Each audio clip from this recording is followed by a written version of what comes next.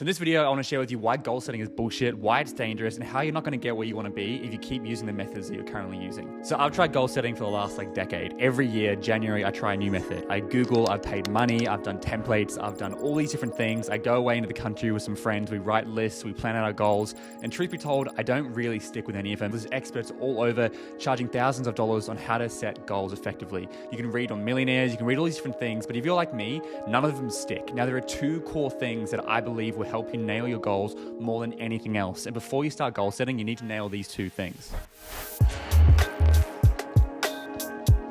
First of all, what is the danger of goal setting? Well, number one, goal setting makes you feel good. When you set goals, you feel like you're moving in life, you feel like you're gonna achieve different things, you're writing stuff down, you're setting up stuff on your vision board, you've got a car or whatever it is, and that is subconscious gonna help you get further than if you hadn't done that. In reality, yes, it's good to have a vision board, but that's not gonna solve your problem. It's not gonna help you get where you wanna be. It's just like a nice little bonus to have. We need to go to the roots of this issue. So goal setting is sexy, it's fun, it gives you dopamine hits and makes you feel like you're progressing in your life. The second danger of goal setting is a lot of people subconsciously or consciously hold off their happiness until they achieve these goals. They go, once I've got a partner, once I've got a raise, once I've got my job, or once I've finished this degree or whatever it is, then I'll be happy and then I'll have my goal achieved. And they become what we call winners. Don't be a winner. A young boy is born, for example. And this young boy, he goes to kindergarten and then he goes, I can't wait for when I'm in big school. And he goes to year one. I can't wait for him I'm in year two, year three, year four, year five. I can't wait till I'm in year six. Then I'll be the big kid of the school. I'll be the oldest person there. And then year six, I can't wait until I'm in high school. Year seven, year eight, nine. I can't wait until I can pick my own subject. I can't wait until I'm an adult. I can't wait until I'm out of school. I can't wait until I've got a partner. I can't wait until I finish my degree. I can't wait until suddenly the young boy is no longer a young boy and he's an old man looking over his shoulder where he should have learned to smell the roses, which you've probably heard of before, this idea of slowing down and smelling the roses. And so the danger of goal setting is people become winners. They go, when I achieve this, when, and they just never are happy. They're never content, they're never fulfilled because their life hinges on achieving these goals and waiting until where they want to be. And trust me, there are people that you probably admire. There are people that have achieved millions and millions and millions of dollars, or they're athletes or whatever it is, and they're still not happy because our threshold for happiness, it just keeps climbing. This is this idea called the hedonic treadmill. Whenever we get to somewhere, we get comfortable and we go, what's next? What's next? What's next? It's like when you get a new phone and you're just looking after it all the time, and then after 6 months, you're tossing it on the couch. Or it's like when you get a new car and you hop in it and you love it, and then after a year, it's just another car.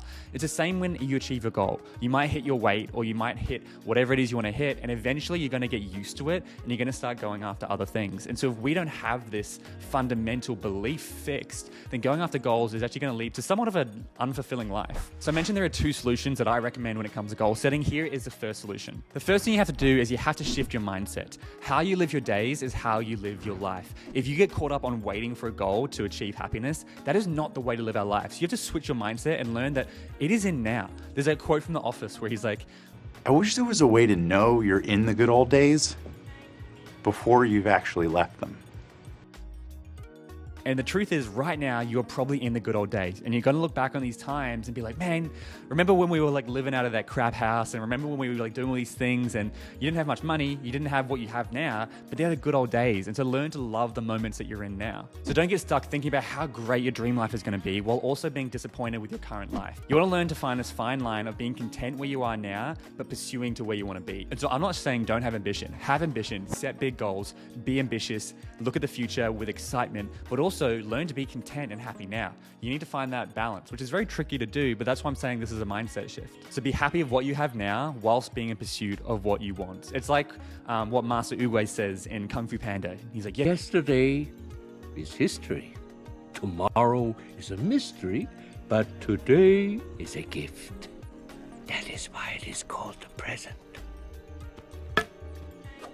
And so how you live your days is how you live your life. Learn to love the moments now, even though you're probably not where you want to be, but recognize you're never going to be where you want to be because we're always chasing. And if you're ambitious, you're always going to be climbing. You're always going to be hunting. So the first solution is you've got to switch your mindset completely. You've got to have a look and understand that by setting goals isn't going to fix your life. And even when you achieve these goals, that's probably not going to fix your life either.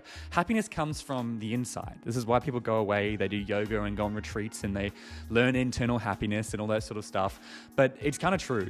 Like happiness is on the inside. It's also around step number 2, which is what I want to talk about right now. So solution 2 is the secret to achieving goals. And everyone who set goals has done this to achieve it. You have done this to achieve whatever goals you've already set and achieved in your life. And it's very, very simple. If we're to break it down, what is a goal? Like, what is the fundamental definition of a goal? Or like, how do you achieve a goal? A goal is very simple. A goal is a habit compounded over time. A goal is a habit compounded over time. If we look at like the goal, for example, of training a killer whale to jump out of water, like you've seen at SeaWorld, I don't condone it ethically, but you've seen those whales that jump out of water through a firing ring and then they jump back in. How the hell do you convince a giant mammal to do that? Well, it's actually quite simple. They put a bit of rope on the bottom of the floor, and whenever the whale rubs its belly on the rope, they feed it some fish.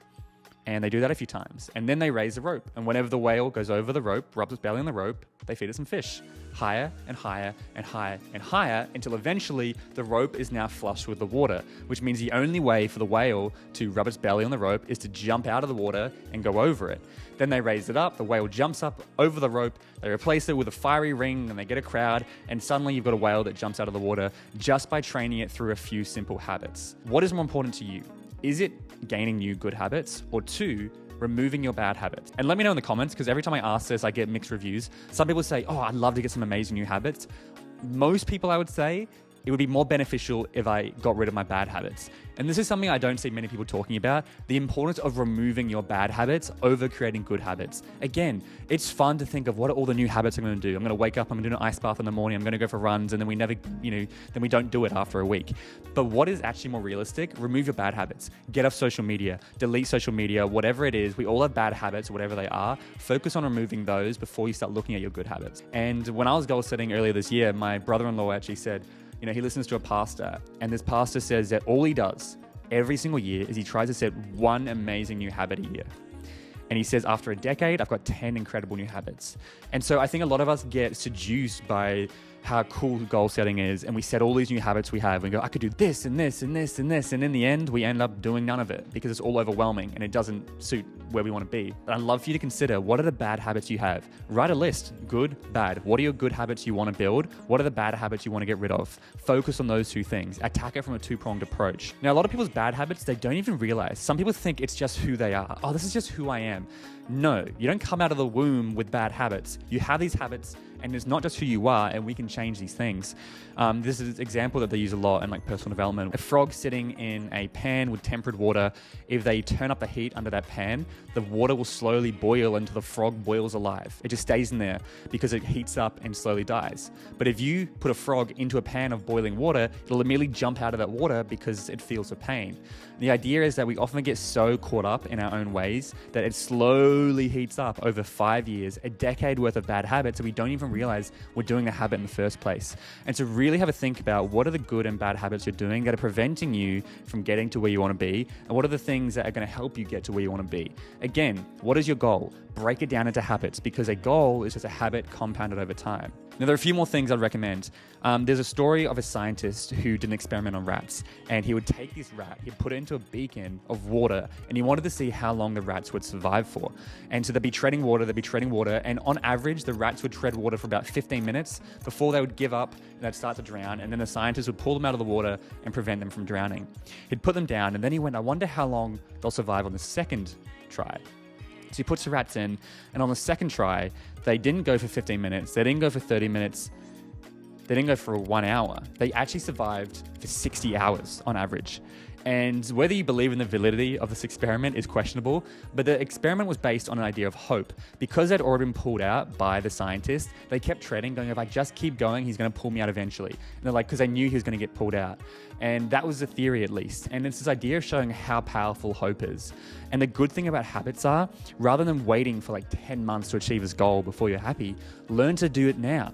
Every single day, you're going to get a small win, and that's going to give you more and more hope to get to where you want to be. If you're trying to lose weight, once you see that 1 kilo is gone, 2 kilos, 3 kilos, 4 kilos, whatever it is, it's going to give you a lot more hope than just waiting on, oh, when I've lost 20 kilos or whatever it is. And hopefully you're not hinging on that moment. And so this idea of rather than going for, oh, I want to lose 20 kilos, I want to go to the gym 3 times a week, or I want to whatever it is, and building those habits around it. The final thing I recommend when it comes to building habits and achieving your goals is super important. And that is to have an incredible support network around you. If you're ambitious and you're going after big things, you need to have good quality people around you. Hold each other accountable. I have done a lot of cool stuff in my life, and I've achieved some big goals that I would consider at least very big by my standards. And I could not have done it without my best friends. A few core friends that aren't going to pull you down. They're not going to be jealous when you've achieved goals, but they're actually going to be supporting you.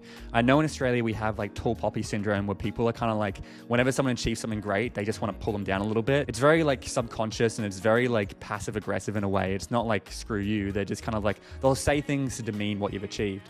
But don't let that dissuade you. Find people whose eyes light up when you walk in the room. That is one of the most important things when it comes to anything in life, especially achieving goals and achieving big things, is having a support network of people around you. Once you've got that down pat, now you can start writing a SMART goal, and you can make it specific and measurable and attainable and whatever the acronym is. You can use different templates, you can use formulas, and that's where you can start looking online to find those different things. I'll link a really basic template below if you want to use the one that I've created, but the most important thing is habits. What are the immediate habits that will allow you to get to where you want to be? So whenever you're going to set your goal, set this big ambitious goal, but then you're going to break it down into the habits. What is the first core step that you want to get there?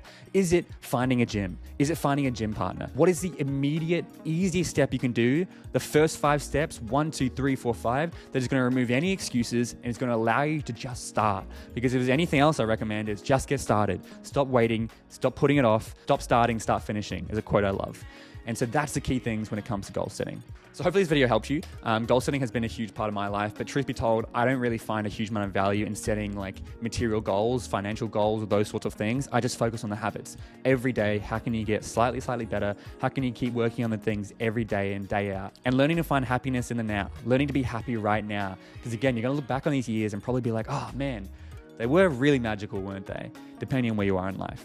So to summarize on goal setting, number 1, enjoy the present moment. Number 2, focus on removing your bad habits. Then number 3, focus on creating good habits. Number 4, believe in yourself. Recognize that by creating these habits every single day, you're going to give yourself a little bit more hope, which is going to really propel you to get to where you want to be. And number 5, have a supportive environment where you can thrive, have people pulling you up rather than pulling you down. 8, 9, 10 out of 10 friends who are there to support you and are holding you accountable and are holding your hand on the way instead of having tall poppy syndrome and pulling you down. That's my recommendation when it comes to goal setting. If there's any questions, let me know in the comments. Otherwise, stay young, stay driven. We'll see you soon.